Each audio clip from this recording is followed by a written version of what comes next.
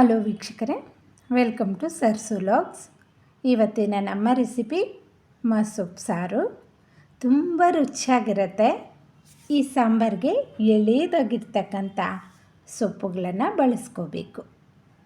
ಇದರ ಜೊತೆ ಸ್ವಲ್ಪ ತುಪ್ಪ ಉಪ್ಪಿನಕಾಯಿ ಸೇರಿಸ್ಕೊಂಡು ತಿಂತಾಯಿದ್ರೆ ತುಂಬ ಚೆನ್ನಾಗಿರತ್ತೆ. ಇವಾಗ ನಾನು ಇಲ್ಲಿ 2 ರೀತಿಯ ಸೊಪ್ಪುಗಳನ್ನು ತಗೊಂಡಿದ್ದೀನಿ. ದಂಟು ಸೊಪ್ಪು ಹಾಗೆ ಪಾಲಕ್ ಸೊಪ್ಪು. ಇದನ್ನು ನೀಟಾಗಿ ಉಪ್ಪು ಸ್ವಲ್ಪ ಸೇರಿಸ್ಕೊಂಡು ಆ ನೀರಲ್ಲಿ ಶುದ್ಧ ಮಾಡ್ಕೊತಾ ಇದ್ದೀನಿ. ನಂತರ ಒಂದು ಪಾತ್ರೆಯನ್ನು ಬಿಸಿ ಮಾಡಿಕೊಂಡು ಸ್ವಲ್ಪ ನೀರು ಬೆಚ್ಚಗಾದ್ಮೇಲೆ ಒಂದು ಇಡೀ ತೊಗರಿಬೇಳೆನ ನೀಟಾಗಿ ತೊಳ್ಕೊಂಡು ಹಾಕ್ಕೊಂಡು ಸ್ವಲ್ಪ ಜೀರಿಗೆ, 4-5 ಬೆಳ್ಳುಳ್ಳಿ ಹೆಸಳು, ಚಿಕ್ಕದಾಗಿರ್ತಕ್ಕಂಥ ಒಂದು ಈರುಳ್ಳಿ, 3 ನಾಟಿ ಟೊಮೊಟೊವನ್ನು ನೀಟಾಗಿ ತೊಳೆದು ಕಟ್ ಮಾಡಿ ಸೇರಿಸ್ಕೊತಾ ಇದ್ದೀನಿ. ಅದರ ಜೊತೆ 7-8 ಒಣಮೆಣಸಿನ್ಕಾಯನ್ನು ಹಾಕ್ಕೊಂಡಿದ್ದೀನಿ. ನೀವು ಬೇಕಾದರೆ ಹಸಿಮೆಣಸಿನ್ಕಾಯನ್ನು ಸಹ ಬಳಸಬಹುದು.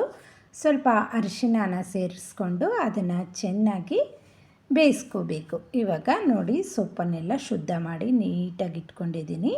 ಇವತ್ತಿನ ಸಾಂಬಾರಲ್ಲಿ ನಾನು ದಂಟು ಹಾಗೆ ಪಾಲಕ್ ಸೊಪ್ಪನ್ನು ಬಳಸ್ತಾ ಇದ್ದೀನಿ. ಇವಾಗ ಬೇಳೆನೂ ಸಹ ಬೆಂದಿದೆ.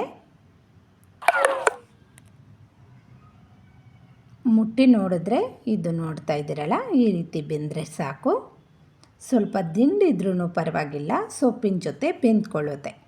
ಇವಾಗ ನಾವು ಸೊಪ್ಪನ್ನು ಸೇರಿಸ್ಕೋಬೇಕು. ಬೇಳೆ, ಟೊಮೊಟೊ, ಮೆಣಸಿನ್ಕಾಯಿ, ಈರುಳ್ಳಿ, ಬೆಳ್ಳುಳ್ಳಿ ಎಲ್ಲ ಚೆನ್ನಾಗಿ ಬೆಂದಿರುತ್ತೆ. ಇವಾಗ ಸೊಪ್ಪನ್ನು ಸೇರಿಸ್ಕೊಂಡು ಒಂದು ಮುಚ್ಚಳ ಮುಚ್ಚಿ ಒಂದು 5 ನಿಮಿಷ ಕುದಿಸ್ಕೊಂಡ್ರೆ ಸಾಕು. ಎಳೆ ಸೊಪ್ಪಲ್ವ, ಬೇಗ ಬೆಂದ್ಕೊಂಡ್ಬಿಡುತ್ತೆ. ಸುಮ್ಮನೆ ಕಪ್ಪಗಾಗೋಷ್ಟು ಬೇಯಿಸಬಾರ್ದು, ಸೊಪ್ಪನ್ನು ಚೆನ್ನಾಗಿರೋದಿಲ್ಲ. ಈ ರೀತಿ ಒಂದು 5-6 ನಿಮಿಷ ಕುದಿಸ್ಕೊಂಡ್ರೆ ಸಾಕು. ಎಳೆ ಸೊಪ್ಪು ಬೇಗ ಬೆಂದ್ಕೊಂಡ್ಬಿಡುತ್ತೆ. ಕಲರ್ ನೋಡಿ ಎಷ್ಟು ಚೆನ್ನಾಗಿದೆ. ಸ್ಟವನ್ನು ಆಫ್ ಮಾಡಿಕೊಂಡು ಸೊಪ್ಪು ಹಾಗೆ ಟೊಮೊಟೊ, ಈರುಳ್ಳಿ, ಬೆಳ್ಳುಳ್ಳಿ, ಮೆಣಸಿನ್ಕಾಯಿ ಇದೆಲ್ಲವನ್ನು ಒರಳಲ್ಲಿ ರುಬ್ಕೋಬಹುದು. ಇಲ್ಲ ಅಂದರೆ ಮಿಕ್ಸಿಯಲ್ಲಿ ನಾವು ಒಂದು 2-3 ಸತಿ ಸುಮ್ಮನೆ ಹಂಗೆ ತಿರುಗಿಸ್ಕೊಂಡ್ರೆ ಸಾಕು, ಇದು ಮೆತ್ತಗಾಗ್ಬಿಡುತ್ತೆ. ಇವಾಗ ಇನ್ನೊಂದು ಕಡಾಯಿಯನ್ನು ಬಿಸಿ ಮಾಡಿಕೊಂಡು ಅದಕ್ಕೆ 1 ಸ್ಪೂನಷ್ಟು ಎಣ್ಣೆ, ಸಾಸಿವೆನ ಹಾಕ್ಕೊಂಡಿದ್ದೀನಿ, ಸ್ವಲ್ಪ ಜೀರಿಗೆ, ಇದೆಲ್ಲ ಚಿಟಪಟ ಅಂದಮೇಲೆ ಸ್ವಲ್ಪ ಕರಿಬೇವಿನ ಸೊಪ್ಪು ಹಾಗೆ ಬೆಳ್ಳುಳ್ಳಿಯನ್ನು ಹಾಕ್ಕೊತಾ ಇದ್ದೀನಿ. ಇವೆರಡನ್ನು ಚೆನ್ನಾಗಿ ಫ್ರೈ ಮಾಡ್ಕೊತಾ ಇದ್ದೀನಿ. ಇದು ಸ್ವಲ್ಪ ಫ್ರೈ ಆಗಬೇಕು. ಬೆಳ್ಳುಳ್ಳಿ ಎಲ್ಲ ಹಾಕಿದ್ರೆ ತುಂಬ ಚೆನ್ನಾಗಿರುತ್ತೆ. ಇವಾಗ ಒಂದು ಮೀಡಿಯಮ್ ಸೈಜ್ ಇರ್ತಕ್ಕಂಥ ಈರುಳ್ಳಿಯನ್ನು ಕಟ್ ಮಾಡಿ ಹಾಕ್ಕೊತಾ ಇದ್ದೀನಿ.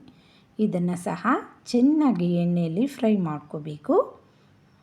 ಇವಾಗ ನಾವು ರುಬ್ಬಿಟ್ಕೊಂಡಿರ್ತಕ್ಕಂಥ ಸೊಪ್ಪನ್ನು ಇದರಲ್ಲಿ ಸೇರಿಸ್ಕೊತಾ ಇದ್ದೀನಿ. ನೋಡಿ, ಈ ಕನ್ಸಿಸ್ಟೆನ್ಸಿಯಲ್ಲಿದ್ದರೆ ಸೊಪ್ಪು ಮಸೊಪ್ಪಿಗೆ ತುಂಬ ಚೆನ್ನಾಗಿರುತ್ತೆ. ಇವಾಗ ಸೊಪ್ಪು ಬೆಂದಿರ್ತಕ್ಕಂಥ ನೀರು ಹಾಗೆ ಮಿಕ್ಸಿ ಜಾರಲ್ಲಿರ್ತಕ್ಕಂಥ ಸೊಪ್ಪನ್ನೆಲ್ಲ ನೀಟಾಗಿ ತೊಳ್ಕೊಂಡು ಕನ್ಸಿಸ್ಟೆನ್ಸಿ ನೋಡಿಕೊಂಡು ನೀರನ್ನು ಸೇರಿಸ್ಕೋಬೇಕು. ಮಸೊಪ್ಪು ಯಾವಾಗಲೂ ಸ್ವಲ್ಪ ಗಟ್ಟಿಯಾಗಿದ್ರೇ ತುಂಬ ಚೆನ್ನಾಗಿರುತ್ತೆ. ಇದು ಸ್ವಲ್ಪ ಬೆಂದಾದ ನಂತರ ಇದಕ್ಕೆ ಕಲ್ಲುಪ್ಪನ್ನು ಸೇರಿಸ್ಕೊತಾ ಇದ್ದೀನಿ. ರುಚಿಗೆ ತಕ್ಕಷ್ಟು ಒಂದು 2 ಕುದಿ ಬರೆಸ್ಕೊಂಡ್ರೆ ಸಾಕು, ಇದು ರೆಡಿ ಆಗಿಬಿಡುತ್ತೆ. ಜಾಸ್ತಿ ಬೇಯಿಸೋಕ್ಕೆ ಹೋಗಬಾರ್ದು, ರುಚಿನೂ ಇರೋದಿಲ್ಲ, ಹಾಗೆ ಕಲ್ಲರು ಸಹ ಚೆನ್ನಾಗಿರೋದಿಲ್ಲ.